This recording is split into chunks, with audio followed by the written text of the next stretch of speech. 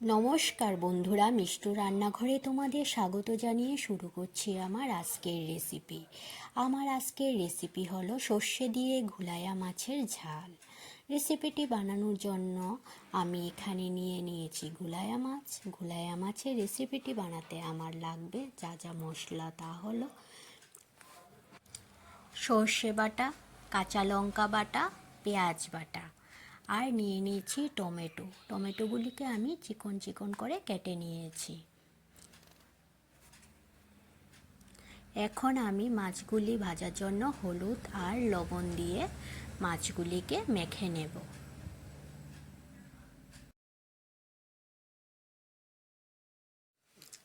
মাছগুলির মধ্যে লবণ আর হলুদ মাখা হয়ে গেছে। এখন আমি গ্যাসের মধ্যে কড়াই বসিয়ে দিচ্ছি।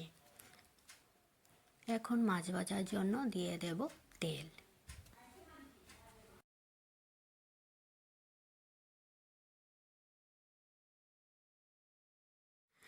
তেল গরম হয়ে গেছে, এখন মাছগুলি আমি ভেজে নেব।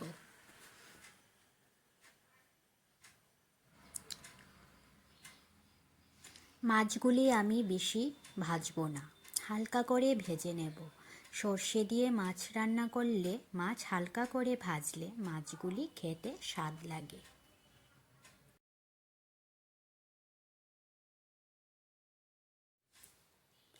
মাছগুলি ভাজা হয়ে গেছে, এখন আমি মাছগুলিকে থালায় তুলে নেব।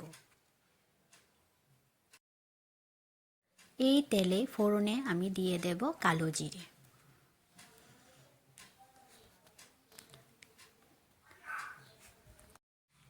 কালো জিরে থেকে যখন হালকা একটা গন্ধ বের হয়ে আসবে তখন আমি দিয়ে দেব পেঁয়াজ বাটা। পেঁয়াজ বাটা দিয়ে পেঁয়াজ বাটাটাকে হালকা ভেজে নেব। তারপর দিয়ে দেব আমি লঙ্কা বাটা। লঙ্কা বাটা দিয়েও আমি হালকা ভেজে নেব। তারপর দিয়ে দেব আমি সর্ষে বাটা।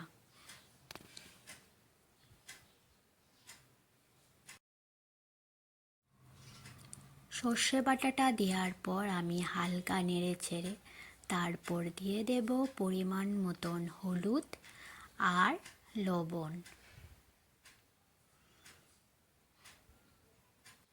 হলুদ লবণ দেওয়ার পর মশলাটাকে সামান্য কষিয়ে নেব। তারপর দিয়ে দেব আমি টমেটোগুলি দিয়ে হালকা নেড়ে চেড়ে তারপর দিয়ে দেব পরিমাণ মতন জল।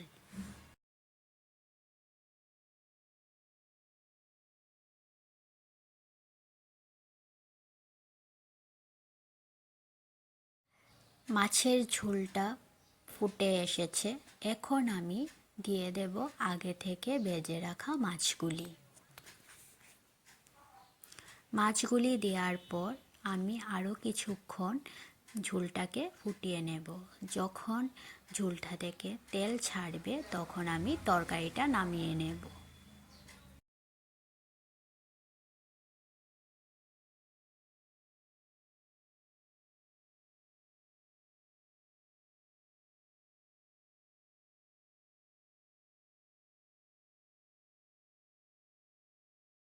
সর্ষে দিয়ে ঘুলাইয়া মাছের ঝালটা হয়ে এসেছে। নামানোর আগে আমি দিয়ে দেব চেরা কাঁচা লঙ্কা আর দিয়ে দেব কাঁচা সর্ষের তেল।